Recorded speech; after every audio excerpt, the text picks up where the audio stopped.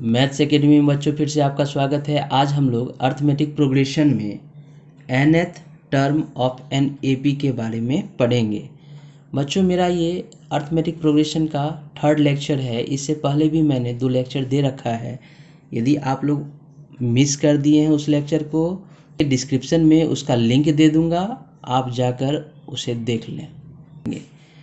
तो सबसे पहले nth टर्म के बारे में हम लोग जान जाए कि nth टर्म होता क्या है। देखिए बच्चों, जैसे हम लोग कोई भी सीरीज स्टार्ट करते हैं, सीरीज जैसे आप इससे पहले भी मैंने इससे रिलेटेड 2 वीडियो बना रखा है जिसमें मैंने टर्म्स के बारे में चर्चा किया है। तो टर्म जैसे एक फाइनाइट टर्म्स होता है, एक इनफाइनाइट टर्म्स होता है। इनफाइनाइट टर्म्स क्या होता है, मान लीजिए A1 A2 A3 dot dot dot dot, ये आपको an तक गया। an कहने का मतलब ये एक निश्चित टर्म तक इसका वैल्यू ये गया है, जिसे हम लोग फाइंड करेंगे। आज इसमें हम लोग यही देखेंगे कि किसी भी एपी में nth टर्म्स, जैसे ये an टर्म्स हम कैसे फाइंड करेंगे।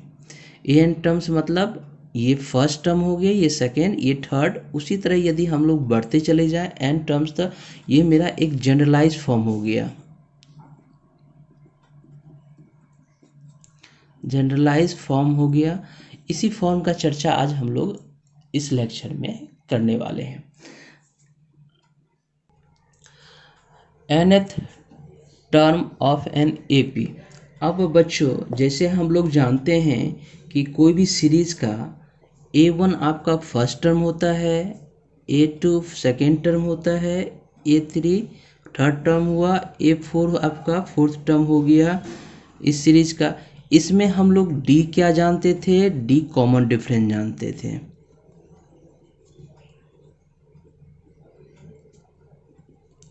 D हम लोग कॉमन डिफरेंस के बारे में जान रहे थे कि D कॉमन डिफरेंस होता है। अब क्या करते हैं कि अब इसको क्या करना है कि सेकेंड टर्म से हम लोग स्टार्ट करें।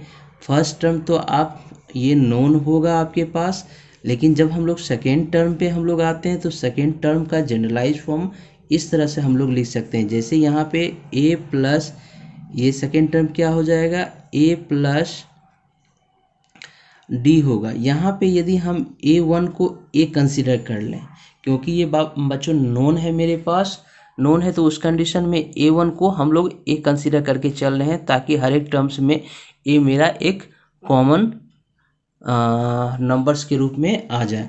अब यहाँ देखिए, इसको हम A2 को क्या लिखेंगे, A प्लस डी लिखेंगे, क्योंकि D जब हम इसमें A1 में ऐड करते हैं तब A2 का वैल्यू आता है। अब A2 में फिर अगेन D का वैल्यू ऐड करेंगे तो A3 का आएगा, फिर A3 में हम लोग D का वैल्यू ऐड करेंगे, वो A4 आएगा।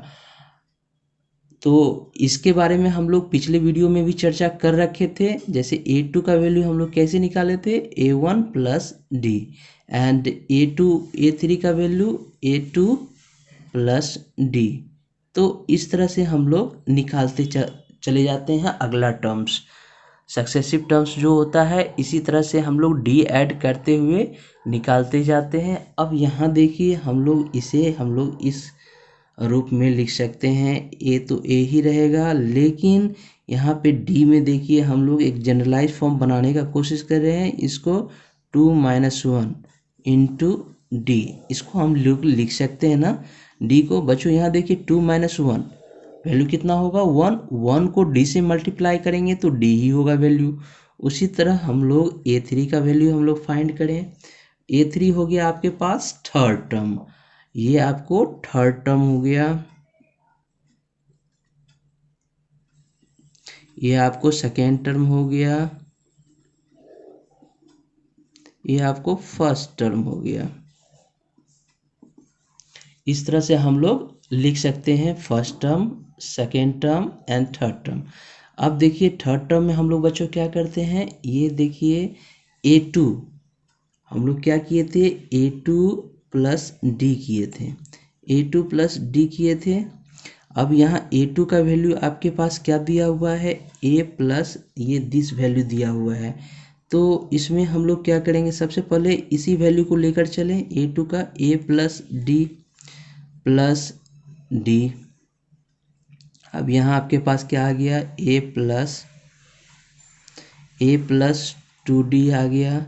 अब इसको यदि जनरलाइज फॉर्म में हम लोग लिखने का कोशिश करते हैं तो क्या हो जाएगा, ए प्लस 3 - 1 इंटू डी। 2d को बच्चों हम लोग क्या लिख सकते हैं, 3 - 1 डेट मीन्स 3 से 1 को माइनस किए, 3 से 1 में माइनस हो गया तो क्या हो गया 2, 2 इंटू डी क्या हो जाएगा 2d हो जाएगा। तो इस तरह से एक पहला टर्म यहाँ पे हम लोग निकाल चुके हैं, दूसरा टर्म मेरा यहाँ पे निकला थर्ड टर्म के लिए। अब इसी तरह हम लोग आगे बढ़ते हैं फोर्थ टर्म की ओर। फोर्थ टर्म में क्या हो जाएगा, A4 क्या हो जाएगा बच्चों, A3 प्लस डी होगा। A3 का बच्चों वैल्यू क्या लाए थे, A प्लस 2d। अब 2d आ गया, अब इसमें प्लस ये d होगा, d कर दिए। अब यहाँ देखिए a प्लस क्या हो जाएगा 3d हो जाएगा। सिमिलर जैसे हम लोग ऊपर में क्या किए थे 3 - 1 इंटू डी, तो इसी तरह 3 को क्या लिख सकते हैं 4 - 1 into D, a plus 4 - 1 into D. यदि हम लोग फिफ्थ टर्म की ओर आगे बढ़े तो फिफ्थ टर्म आपके पास क्या हो जाएगा, फिफ्थ टर्म क्या हो जाएगा, A5 equals A4 plus D, A4 plus D हो जाएगा। अब यहाँ देखिए A4 का वैल्यू बच्चों क्या लिखे हैं आप, A प्लस 3d, तो A प्लस 3d लिख दिए। अब यहाँ प्लस d लिखना होगा, d।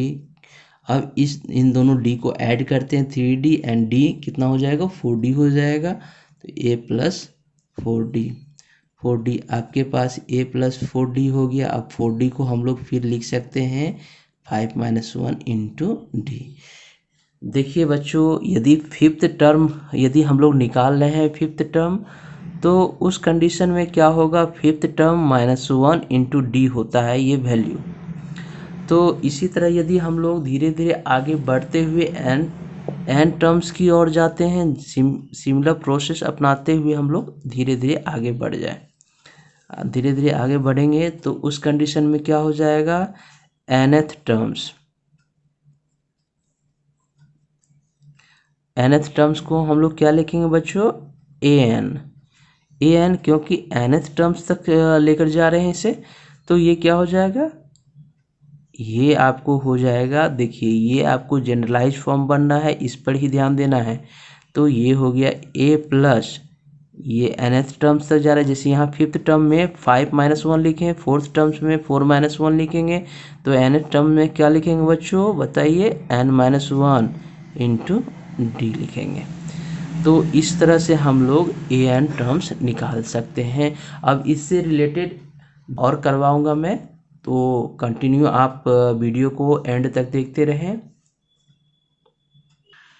देखिए अब अगला क्वेश्चन मैंने लिया है, find the 10th term of the AP आपके पास दिया हुआ है 2 7 12 ... ये सो ऑन बढ़ता जा रहा है। तो ये जो एपी आपके पास दिया हुआ है तो यहाँ पे क्या लिखना है, गिवन एपी क्या दिया हुआ है आपके पास बच्चों, 2 7 12 ये आपको बढ़ रहा है। तो इसमें से सबसे पहले आपको फर्स्ट टर्म लेना है, तो फर्स्ट टर्म आपका क्या हो जाएगा, फर्स्ट टर्म क्या होगा बच्चों, a इक्वल्स क्या हो जाएगा 2 एंड कॉमन डिफरेंस आप लोग निकालते हैं तो second terms minus first terms होता है। तो ये ऐसे भी निकाल सकते हैं third terms minus second terms, तो ये हो जाएगा A2 minus A1 that means 7 - 2, ये कितना हो गया 5 हो गया कॉमन डिफरेंस। अब देखिए अब हम लोग 10th टर्म्स फाइंड करते हैं, तो A10 इक्वल्स क्या हो जाएगा बच्चों, फॉर्मूला जैसे आपके पास बना A